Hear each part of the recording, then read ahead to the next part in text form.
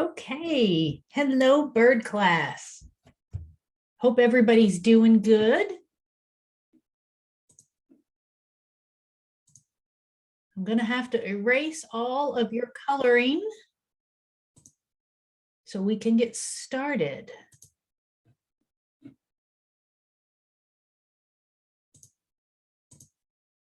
All right, so got a couple of things to talk about today. First off, you all know that North Shore updated its security for the college websites. And you may have had other professors tell you this, but there is a problem. Some of us are having trouble logging on to Blackboard or our email. So right now, I can't get into Blackboard and I can't get into my email. So I didn't have time to post a quiz and some short answer questions for this week. So I know you're all disappointed to hear this, but there will be no quiz this week and no short answer assignments because I cannot get on Blackboard. I know you're so disappointed, I can tell. Now,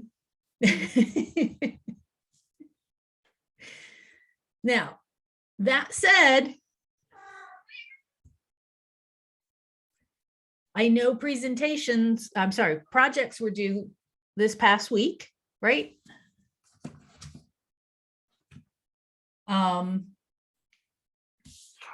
So if you have presentations that need to be done and are ready to do them today, speak up.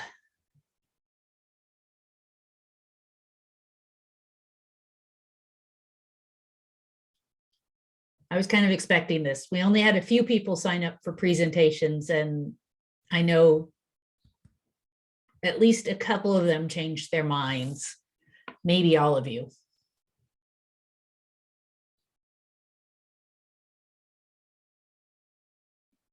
All right. If nobody's going to do that, then I'm going to talk. So we started talking at the end of last class about falconry. And we've talked about raptors before, but I want to spend a few minutes on the different categories of raptors. So how do we define raptors? Sometimes called birds of prey. So they are hunters. So they hunt for food. And specifically hunting things like mammals and other birds. So not those that eat insects. They have very good eyesight. They have strong feet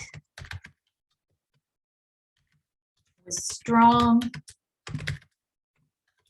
curved talons.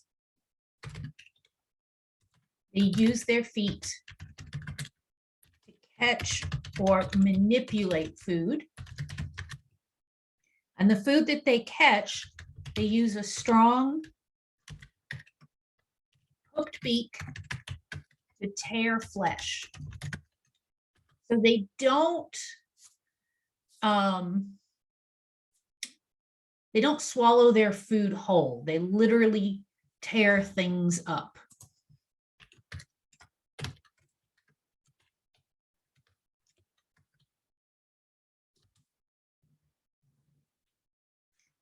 All right, so that's kind of our overview of the category.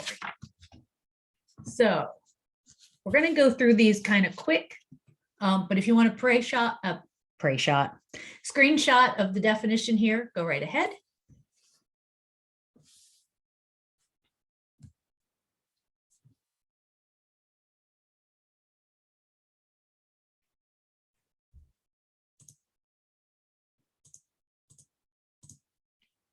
All right.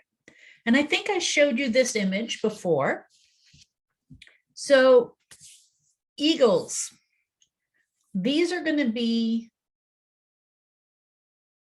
some of the largest birds of prey. They're certainly the largest flying predators. And they have very large wings, massive feet. You can see this is probably a golden eagle's foot. Golden eagles are larger than bald eagles. So bald eagles, they're still big, especially the females. Big and strong.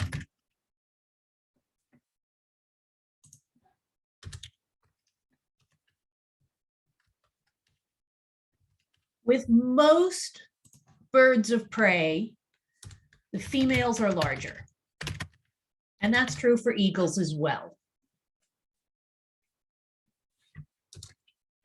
Our national bird, of course, is the bald eagle. They are more, they're fish eaters. Fancy word for that. Good grief, lots of people showing up a little bit late today. The fancy word for that is piscivores. Pisc refers to fish, vores refers to what they eat. So they largely eat that. In addition to that, they can swim. So they are not afraid to go into the water trying to catch fish. They can actually catch the fish and then swim to shore. Most other eagles largely eat mammals.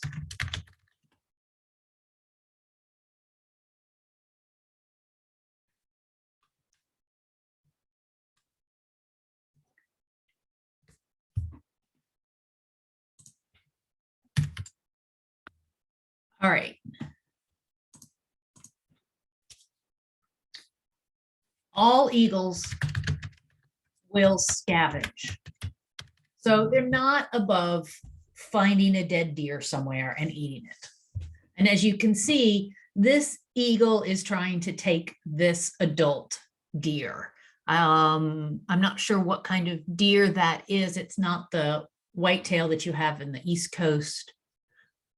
It might be, what's coming into my brain is brocket deer, but I'm not confident on that identification. It's a little bit smaller than a white-tailed deer, but certainly golden eagles will prey on white-tailed deer fawns. They'll take moose calves. They'll take elk calves. They won't necessarily take the adults. Not a bird to be messed with. Okay, so I'm going to clear the screen. Good grief, everybody's coming in late.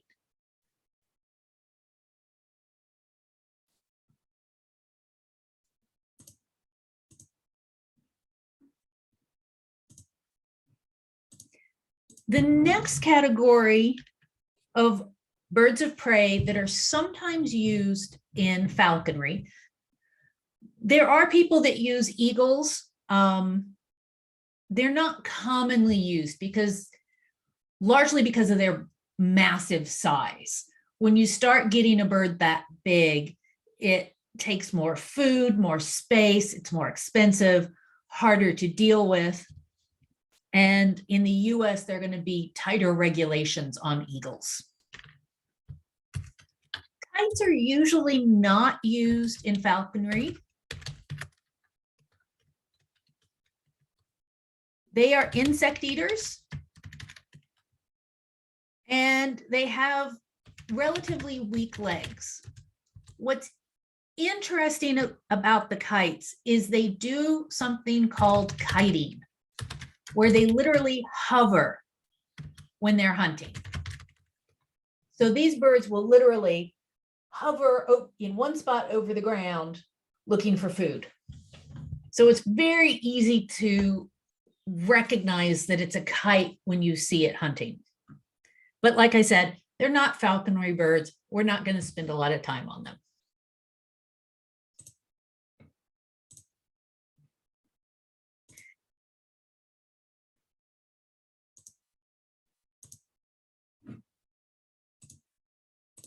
Now, here we are in the two categories that produce, that are most commonly used in falconry in the US. So these are common falconry birds. And these are the true hawks, which are also called accipiters. In fact, if you're a bird watcher or you're in falconry, they're more likely to be called accipiters. And the group on the right, which is known as the butios. So accipiters are kind of a medium-sized bird. They tend to hunt from a perch, but their small size makes them somewhat common in falconry. These guys often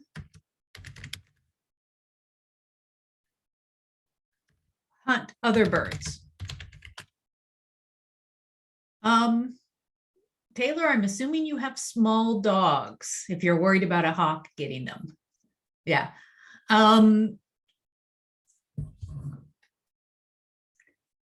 If we're talking really small, this guy might be able to take a tiny dog, but you're more likely to need to be concerned with eagles and great horned owls.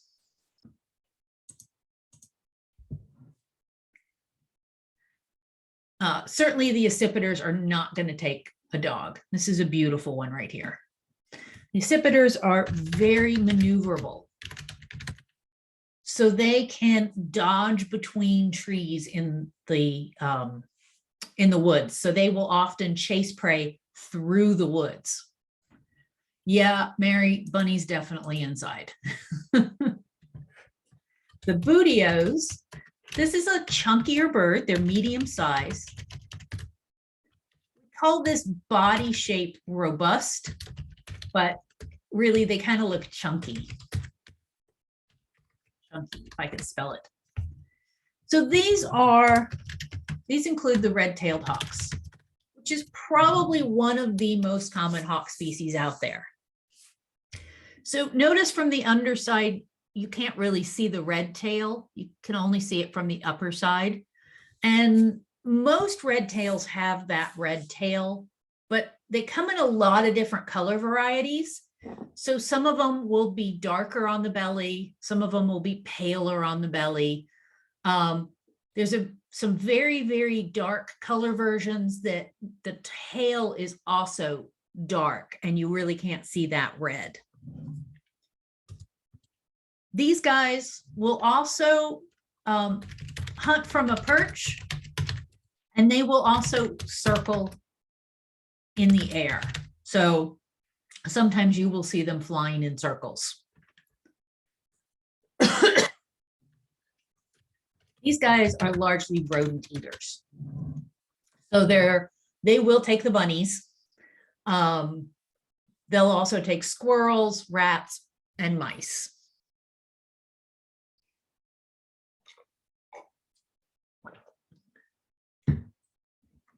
Yep. Usually, if you see a bird perched out in the open, like on a telephone pole or something like that, most of the time it's a red tail. They're not shy about people. You know, they'll be out even though they're in an urban area. So these are, yes, small puppies. If they're the size of a squirrel or smaller, this one could be a concern. Yeah. Okay, so if you want to write this down, go right ahead.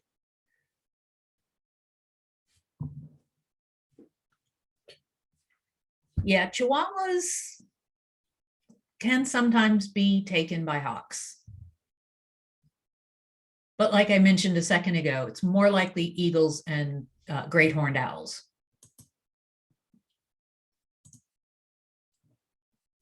Now, in the birds of prey, we include vultures. And you say, but they're vultures. They're carrion eaters. Carrion, of course, is dead things. That's really simply what it refers to, dead things. And so, yes, they are carrion eaters. They have weak feet. The head is partially or completely bald. This is a gorgeous vulture. In North America, we have turkey vultures and black vultures. They're not the pretty vultures. There are some very pretty vultures in other parts of the world, like this guy. Yeah, I wish the local ones looked like this too. These guys, I have to talk about these because I have to tell you how they defend themselves. Most birds of prey, if say they're injured and on the ground and you go to pick them up, most of them are going to use their feet to defend themselves. These guys have weak feet. Fiona knows this one. Yes. So their defense mechanism is projectile vomiting. It is gross. So you guys are all animal people and you deal with gross stuff. It's just part of being an animal person. You work with animals, you gotta clean up after them.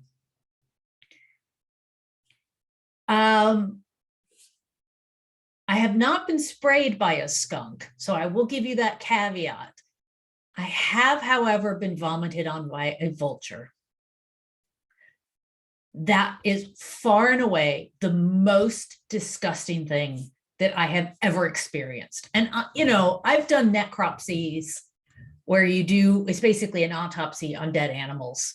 And I've done lots of necropsies, and sometimes the animals have been a little bit older. I would still rather do that than get vomited on by a vulture. It is absolutely disgusting. And they do smell a little bit. So they just naturally have an odor to them. The largest flighted bird in North America is in this category, and that's the California condor.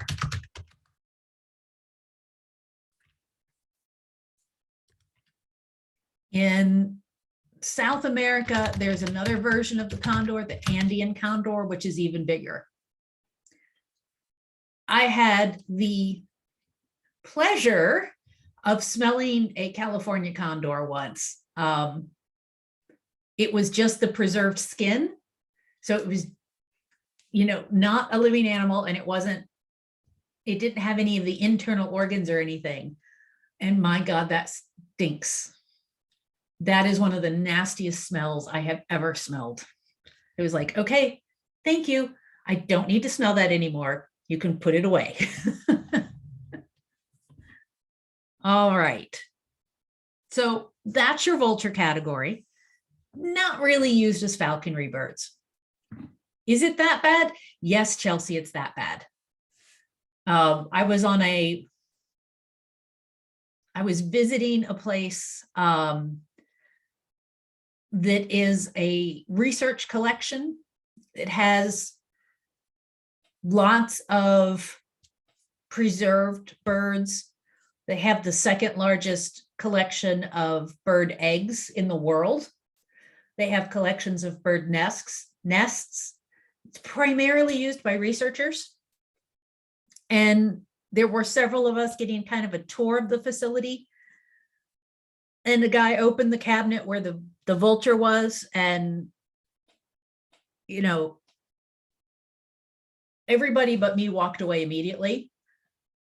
And even I had to walk away after a few minutes, and we're all like, okay, close the cabinet, close the cabinet. It is that bad. Ugh.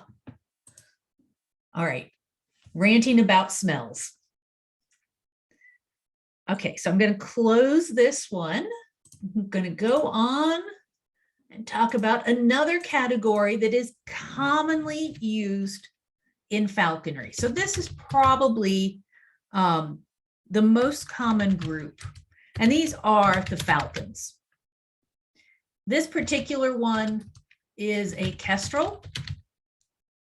I love kestrels. Kestrels are kind of little. I mean, you can kind of get the idea. This is a very end of a tree branch that he's sitting on here. But this group also includes things like the peregrine falcon, which is similar in size to a red-tailed hawk. So a peregrine falcon, you guys remember Sassy, right?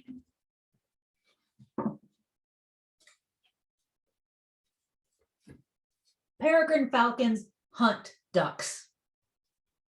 So the peregrine would take that with no problem. Yes, the kestrel is a type of falcon. It's much, much smaller than the peregrine. So generally speaking, these falcons, and there's a couple of other species in there as well, tend to have long pointed wings. They tend to be fast flyers and very efficient hunters. Kestrels, if I ever did falconry or wanted a bird of prey, it would absolutely be a kestrel because they have so much personality to them. Red-tailed hawks, which are commonly used, they're kind of dumb. But kestrels, they're curious about everything. In addition to that, kestrels can see ultraviolet light. So what does this mean? They can track rodents by the urine trail. So you may not know this, but rodents, when they're walking around, they're constantly dribbling urine. They don't like hold it and go in one location like a lot of animals. So kestrels can see that. I suspect owls can as well, but owls also use their hearing and they can hear rodents moving around.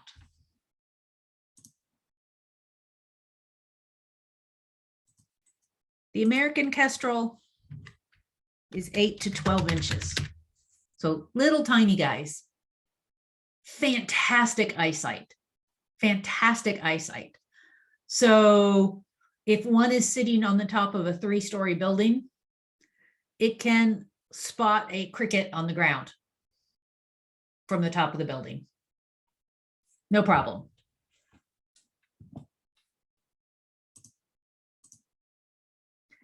Much more commonly in falconry, though, are the peregrine falcons. And this is a nice peregrine falcon right here. Peregrines, as you know, are the fastest flyers. The average flight speed is over 40 miles per hour.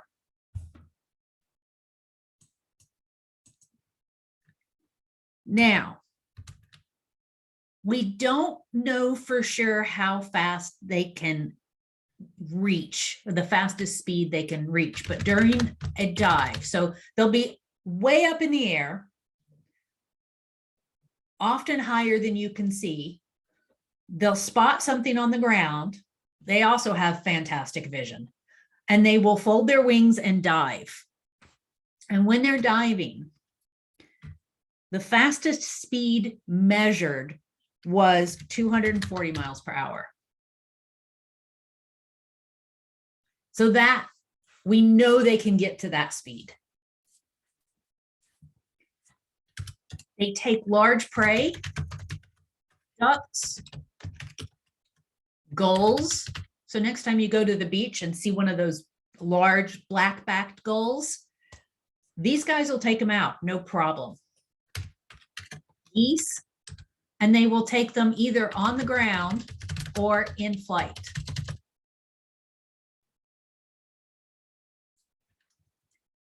These guys adapt well to cities. They like to nest on cliffs. And what are tall buildings to them? Giant cliffs. And there are lots of pigeons around, so they'll eat the pigeons. And they kill their prey by the force of impact. So literally, they run into this other bird, and the force of that impact will kill the other bird. I don't know exactly how they survive it, but they do. They usually pull up and go feet first, so that probably helps. But I have a gross picture of a goose that was struck by a peregrine in flight, and his head is almost completely off. So the peregrine hit him so hard, he almost tore his head off. The bird is dead, and the person who took the picture managed to catch the picture before the goose started falling. So it's a truly disgusting picture. That's why I'm not showing it to you, but I wanted to give you an idea of how tough these little birds are. Little birds. These birds, they're not that little. Okay, so this is one of the most popular falconry birds out there.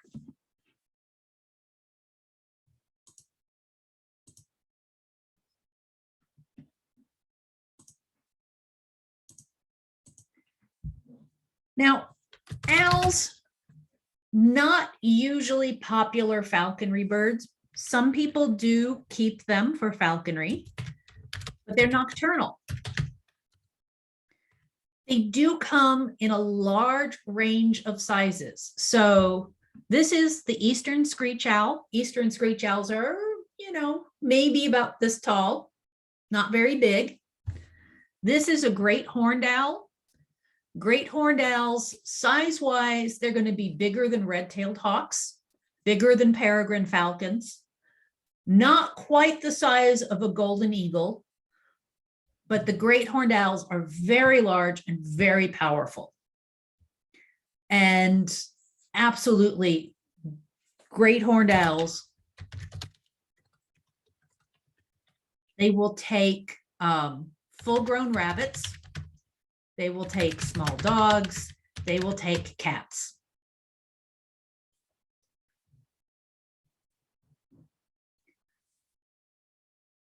Okay. Those horns, yeah, those are just feathers. Absolutely. Okay, so that was the whirlwind introduction to the types of birds that might be used in falconry. So we're going to get into some of the more details about how falconry is done and the legalities involved in that. But does anybody have any questions about the different groups? I know it was kind of a speedy little whirlwind there.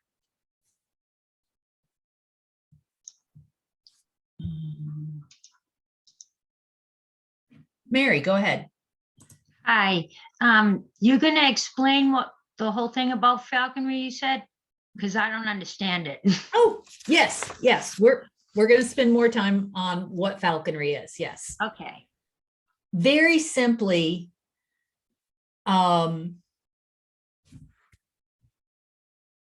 falconry is using birds of prey to hunt. Yes, I have figured out what was going wrong with YouTube and it is fixed. So from now on, all the recordings. Oh, let me make sure I'm recording this. That would suck if I forgot to record it. No, we're recording. Good. Yes, all the recordings will be up.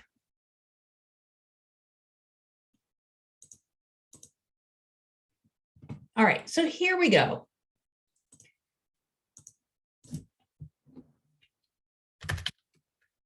Falconry.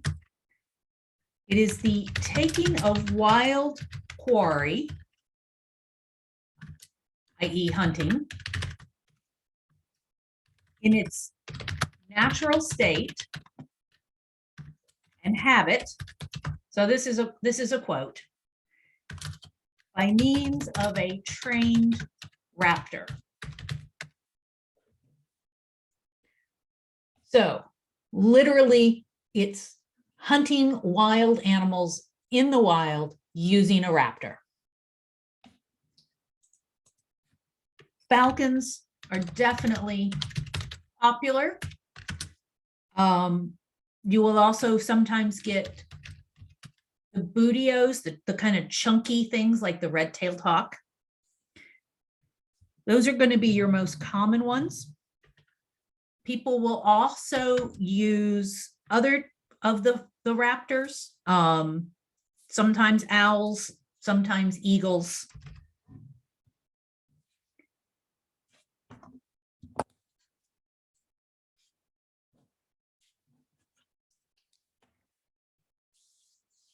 Traditionally, over the long term,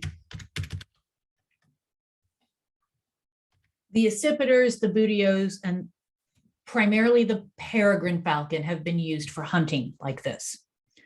Kestrels are considered a hobby bird.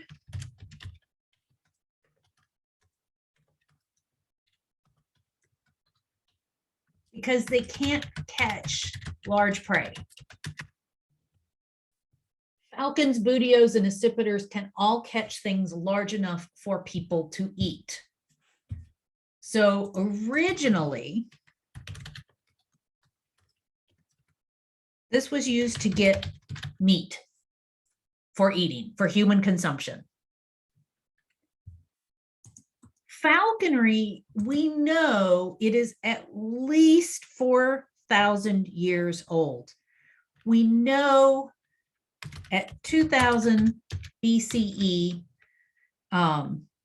people were using falcons for hunting.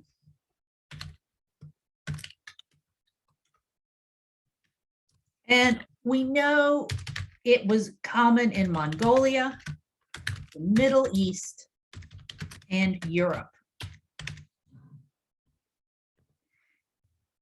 At this time period in Europe,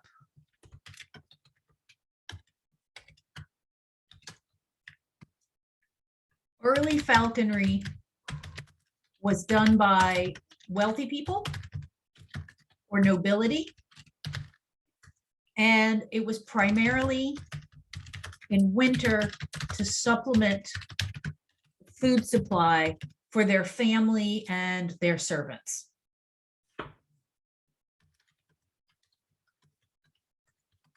So they actually were using it to support themselves during the winter time.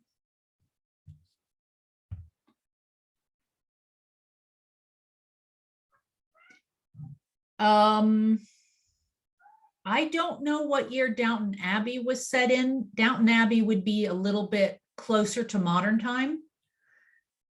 So this would be time periods up to like the Middle Ages and even earlier than that. Okay, so got the definition? I see Mary's taking her screenshot. Good job there.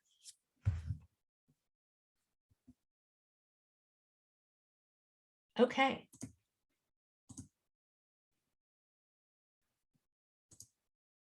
Look at this beauty. This is a harpy eagle.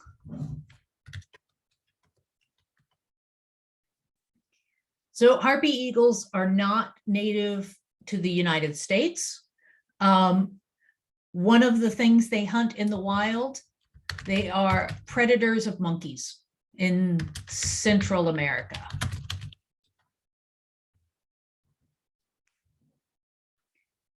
So let's talk about the legality.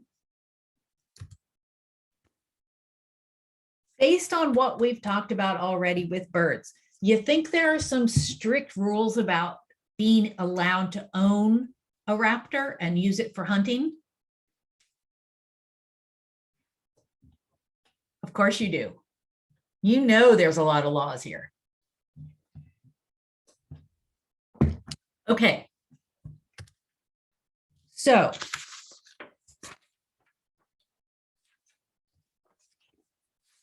permits. So you're going to need a permit to own the bird.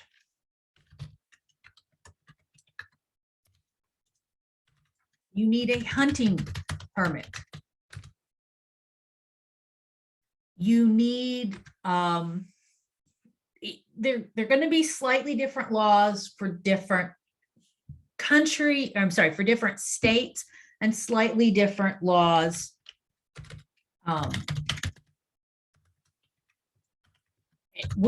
slightly different laws for different species. I don't think it's legal to use, for example, bald eagles in falconry, but the harpy eagle is not native to America, so you might be able to get a permit for that one. To get a permit, this is not an easy permit to get.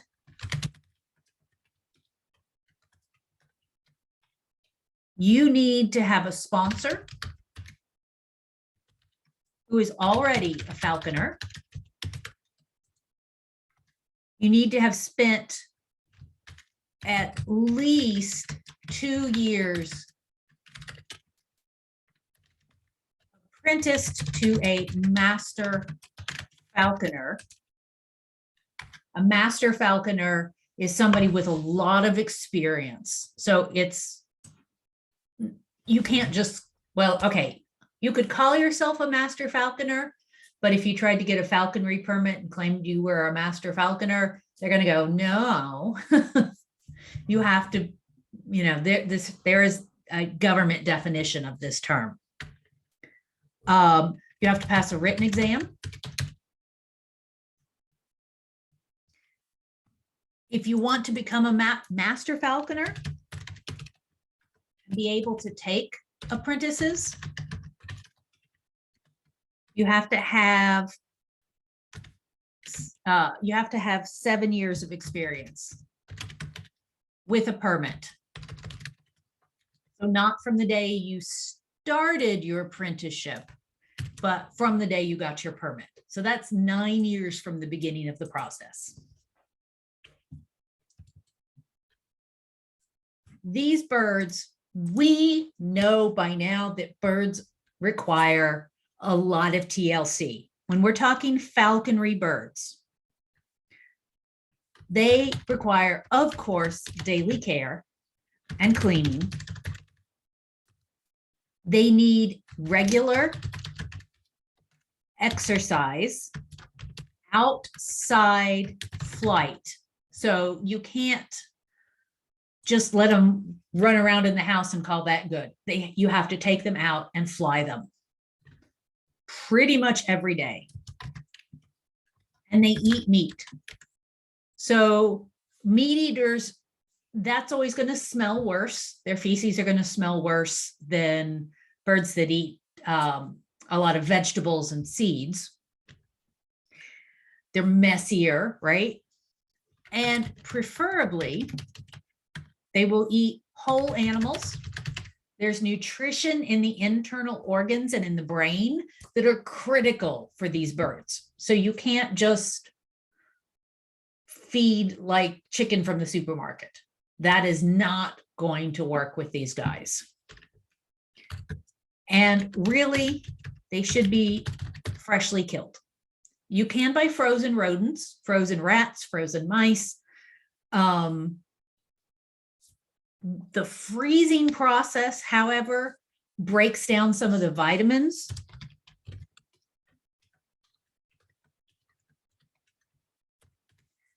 So you have to be aware of that. And if you're feeding frozen, you have to supplement their diet.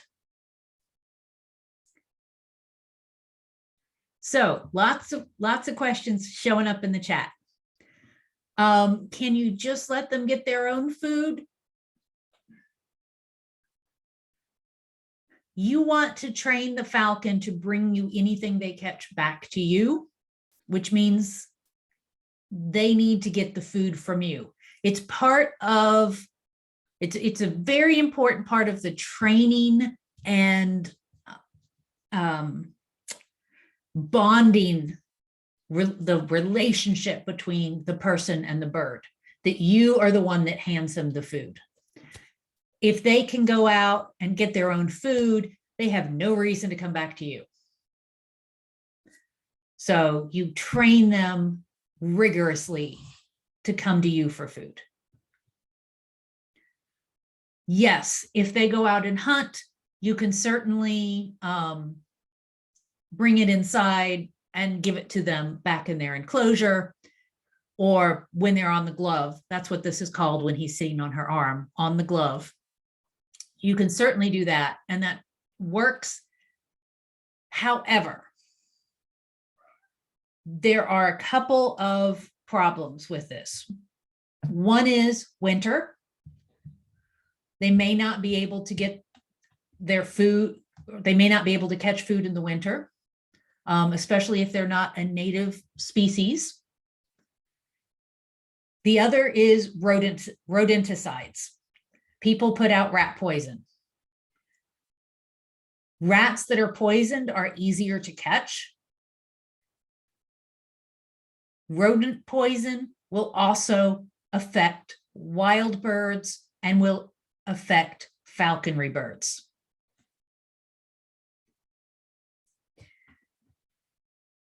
Yes, Fiona, in Europe, they did use them to hunt for winter food.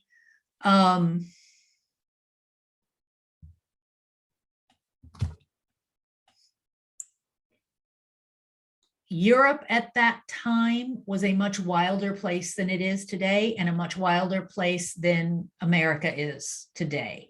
So there was a lot more in the way of wild game availability. The population of all types of animals all the way across the board is probably less than 20% of the population of wild animals back during the time they were using falcons for hunting for food. I mean, it's really dropped. It's dropped over 50% in my lifetime. Okay, how do you get freshly killed? You do it yourself. Yeah. Generally speaking, people who do falconry are going to raise their own rats or mice, and they're going to kill them themselves.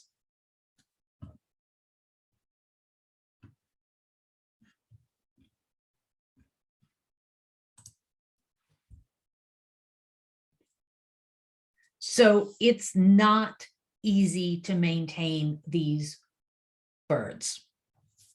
Not as easy as keeping other types of birds. And we all know that birds are not an easy pet. Any other questions on this part of it?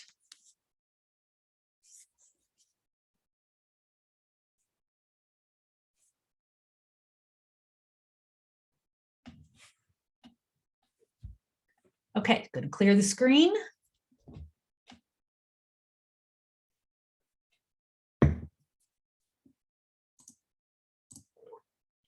So where do you get the birds? This is a kestrel, by the way. So some captive breeding does occur. The traditional way of getting these birds would be removing chicks from wild nests. So traditionalists will say this is the way you do it. You get a bird from a wild nest, and some of these people will train the falconry bird and release it back into the wild. This is very, very problematic for a lot of different reasons, right? Captive breeding is a much better option here.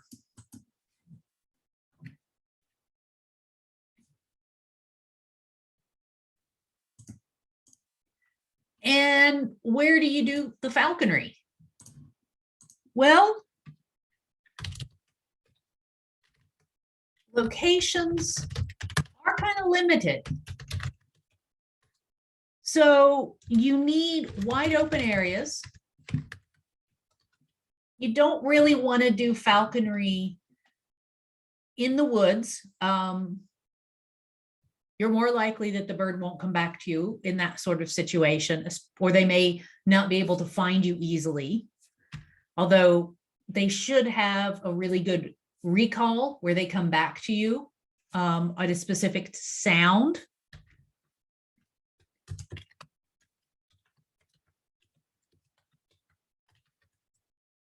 Often a whistle. You need to avoid power lines, hunting areas. You don't want somebody who's out shooting ducks to be hunting while you're trying to use your peregrine falcon to catch ducks for food. And you need to be aware of the risk of people poisoning rodents.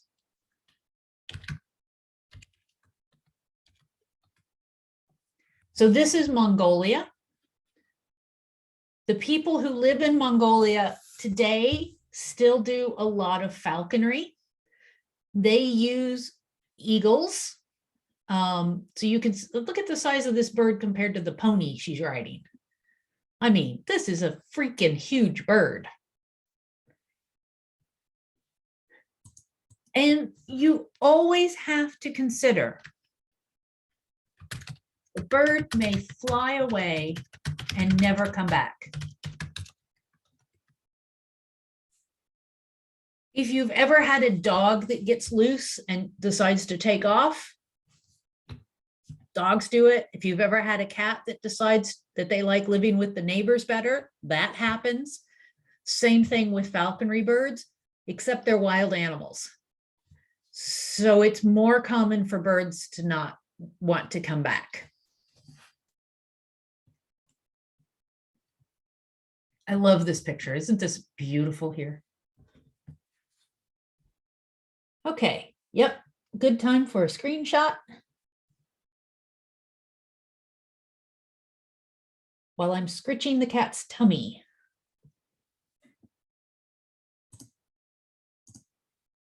The cat that likes to sit on my desk when I'm teaching this class, his favorite place to be petted is his tummy. He doesn't like to be petted in the usual places like the head and the butt. Nope. Sometimes the head, but tummy is absolutely what he wants.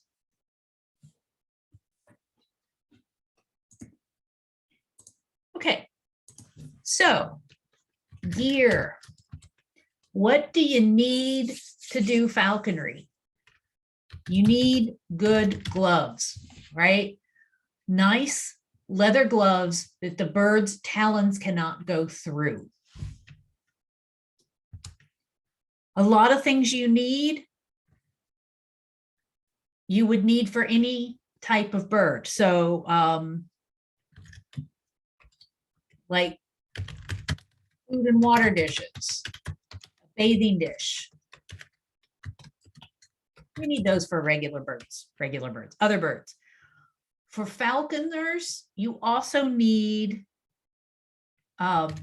generally these are kept in other buildings.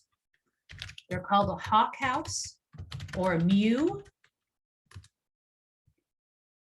And you need things like a hood, anklets and jesses, a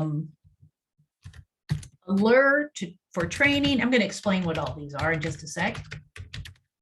A lure for training, a whistle to recall the bird. A lot of people will also bell the birds, or nowadays use a GPS unit so that they can keep track of where the bird is. So these jesses are basically the leash that is used to restrain the bird. So there can be a leash that is used that's attached to your glove. And when it's in the hawk house or the mews, the leash will be attached to a perch or an area where there's perches. So this is a falcon perch. The jesses attach to these ankle straps. So they don't go around the ankles themselves. These straps go around the ankles. That prevents the jesses from getting too tight on the ankles. And then the jesses are attached to the leash, attached to the bird, and you've got some control over how far the bird can go, right? Now, this is the lure. This is made up from wing of a bird. You can also use rabbit fur lures. And you can use these in two ways. If it's rabbits that you're wanting them to hunt, somebody drags the rabbit lure across the ground. The hawk is released. It comes down, grabs the rabbit, brings it back to the person, and then the person feeds it. So every time it comes back to the glove, it gets fed. If you want them to catch ducks, you're going to use wings like this, and you're going to literally swing them around in a circle. Well, one person swings them in a circle and the other person releases the bird to catch them. Bring them back to the person, get fed. This gear is going to cost you several $100s. It's not cheap. It's not always, I mean, if you know leather working, you can do some of this yourself, but it's very specialized gear. The hood is used when you have the bird outside and you don't want it to fly. So it's literally a piece that goes over the head, covers the eyes. You can tighten it around the neck a little bit so that it doesn't just fall off. When you're ready to hunt with the bird, you take the hood off, the bird's outside, you unhook the jesses from the leash, and you let the bird go. So that's the gear that is needed. And of course, because this is it's a very expensive, difficult hobby to get into. There's a long history of it being used by wealthy people. So there is definitely some snobbery involved. And so there are some quality snobbery going on. Your gear's not good enough kind of stuff that can go on. You can see this at horse barns too, right? They're always the horse snobs. There are falconry snobs too. Okay. You want a picture of this? Go right ahead.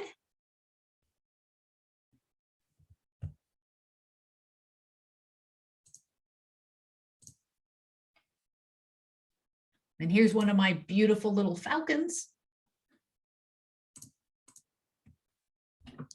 So when we're talking about training, birds have to be trained. They have to be used to people. They have to be used to riding on a glove. They have to be trained to hunt. They have to be trained for recall to come back. So there's a lot of training that goes into them.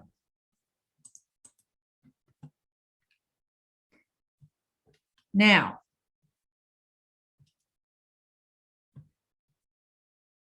reminder, the most popular species are going to be peregrines, red-tailed hawks, There's a species of buteo called the Harris's hawk. Kestrels, just because they're fun. There are also some hybrids. So people who breed them domestically will cross different types of birds, like they might cross a Harris hawk with a peregrine to get something that has some slightly different characteristics. Eagles are not popular because they're so large and they're moody and they're lazy. So they're not really good choices. Owls are not very popular because they're nocturnal.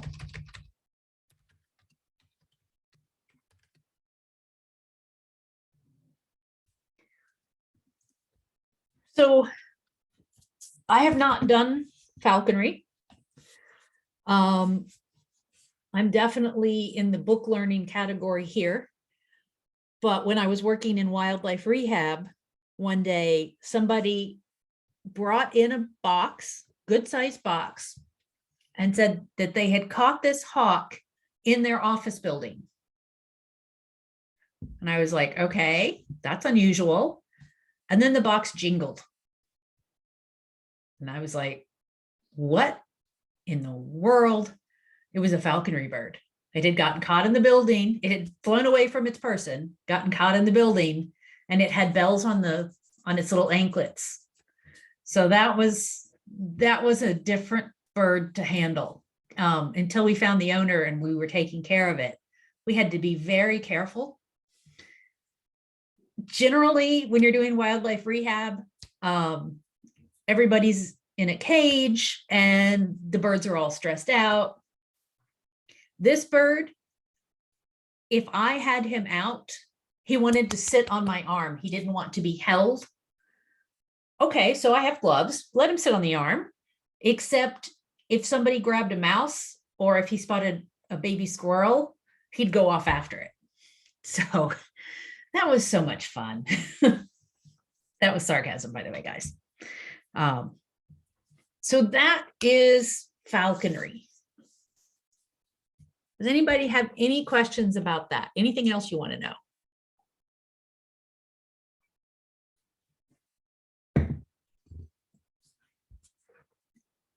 No, nobody wants to become a falconer?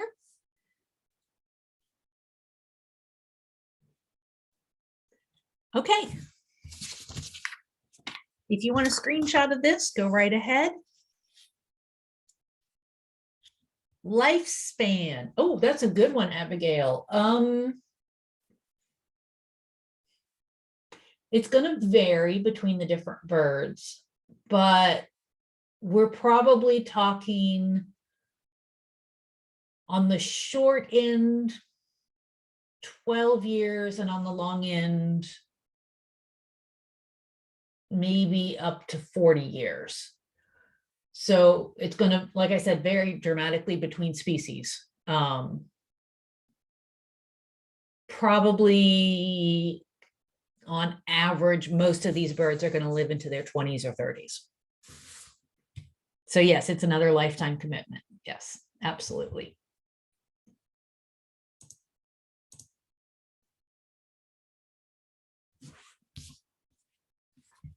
All right. So this course is largely focused on birds in captivity, but because I am a bird nerd and I like to watch birds and feed the wild birds and all that stuff, we're going to spend some time towards the end of the semester here talking about wild birds. And we're going to start with bird watching. I'm glad you appreciate the joke in the picture, Fiona. Yes. So, what is bird watching? It's kind of that is actually a dumb question. It's watching birds, right? So we got a couple of other terms that you might hear, especially if you get into it. Yes, observing birds.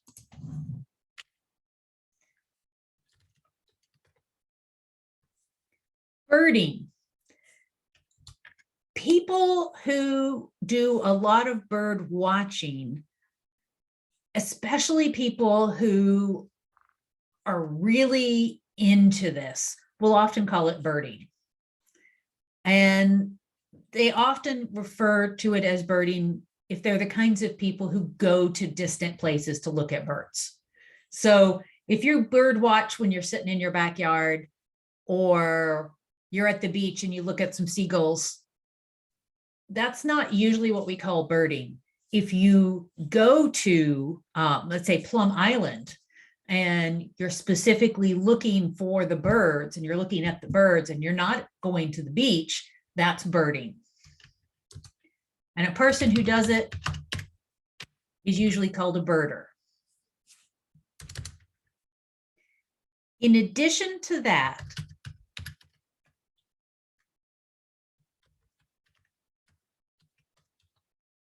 there's something called twitching, and people who do this are called twitchers. Twitching is trying to spot a rare bird or a bird that is in a location they are not normally found. So these are the birders that can be a little on the obsessive side. So for example, you may or may not have heard that earlier this year, there was a Steller's sea eagle spotted in New England, along the coast in Maine and across the border in Canada. So a Steller's sea eagle is not native to the East Coast of North America. It's usually found along the coast of Alaska, the coast of Russia, parts of Japan, and some of the Aleutian Islands between Alaska and Russia, up there in the North Pacific. So being able to see this in Maine, it's a lot easier to see this bird in Maine than it is to, fly to Alaska and go out to these offshore islands.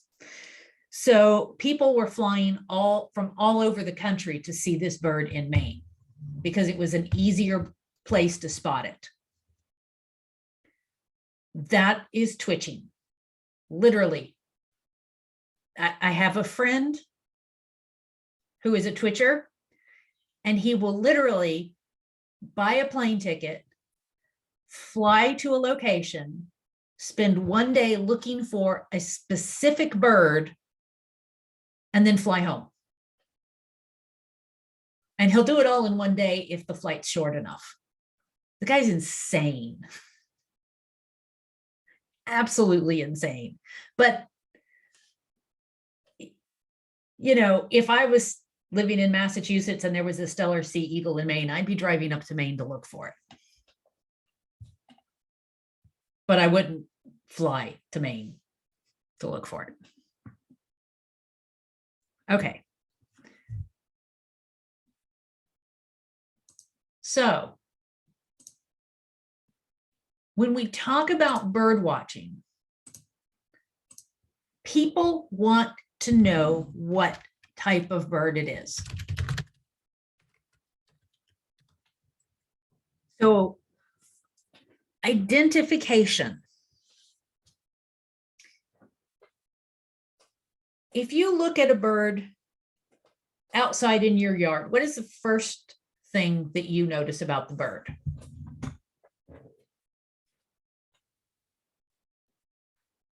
Color, size. Yep. Sound. Oh, that's a good one. Yeah, most people look at color or size. Lots of people don't necessarily look at sound, but yeah, sound is nice. Yeah, absolutely, especially this time of year. So as a birder, what do I look at?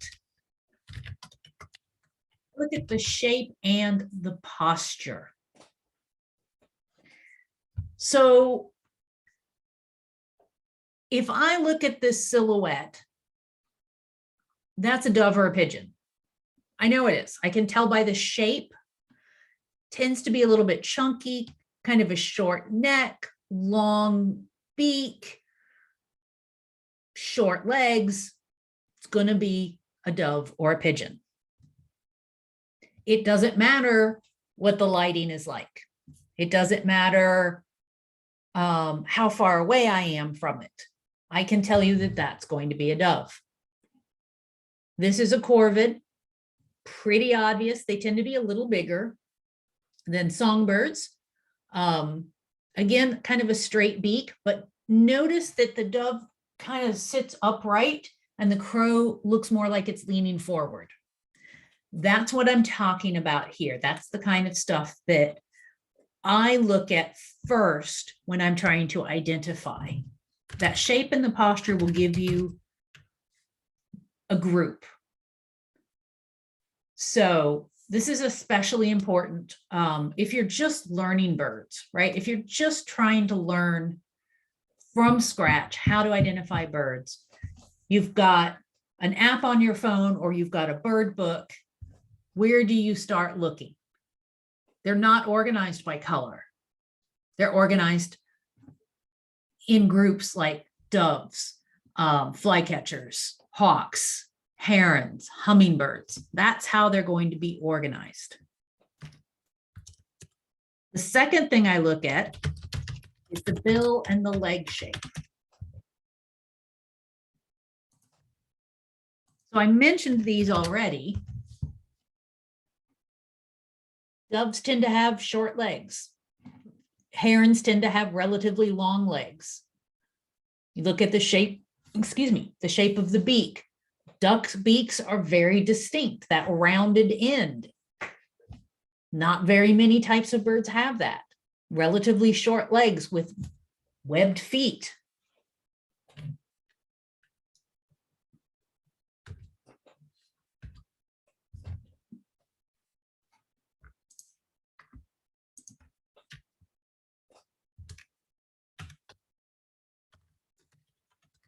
Location. Where are you? There's a saying in medicine, if you hear hoofbeats, expect horses, not zebras.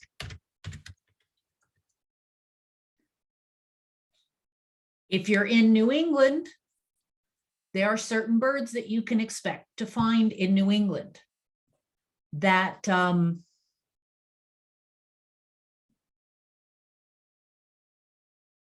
hawk eagle that we saw the picture of a few minutes ago, that should not be your first guess. You shouldn't be thinking of something that's not normally found in New England. So what's common in the area?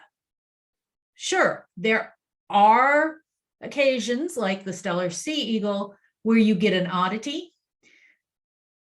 Once you get into birding and you're kind of hooked into the local birding community, the local birding community will know very quickly if there's a rarity in the area. And they often have rarities lists, often on local Audubon sites, or there will be something called a rare bird alert. And that will help you determine if you think you saw a southern beardless tarannulate. If it's not on the rare bird alert, it probably was not a southern beardless tarannulate. And if you don't know what a southern beardless tarannulate looks like, yeah, welcome to the club. They're not found in North America. I would be stunned to see one in New England. Haley seagulls, there are dozens of species of gull. But that's a good point. On the New England coast, if you're looking at large gulls, you might see herring gulls, you might see the greater black-backed. You're not likely to see a California gull. It happens, but it's not likely.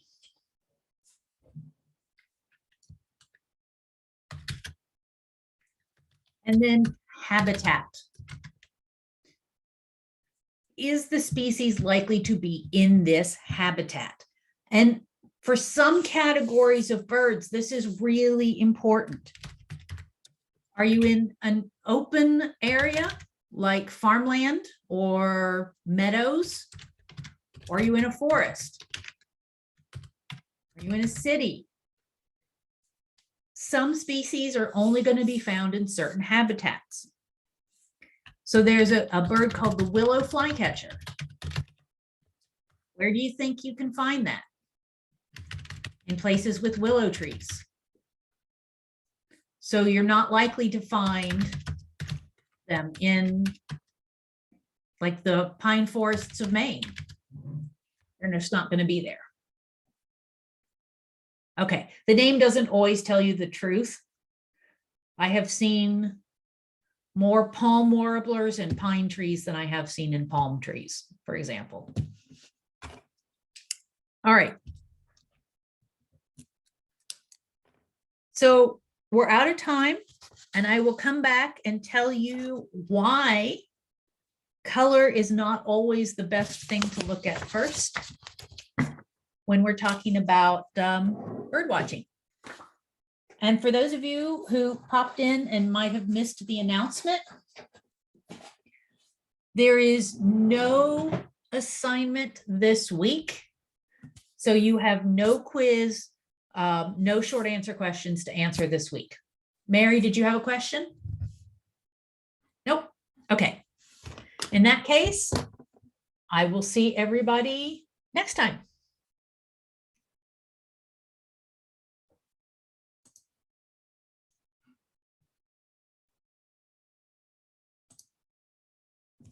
Bye all.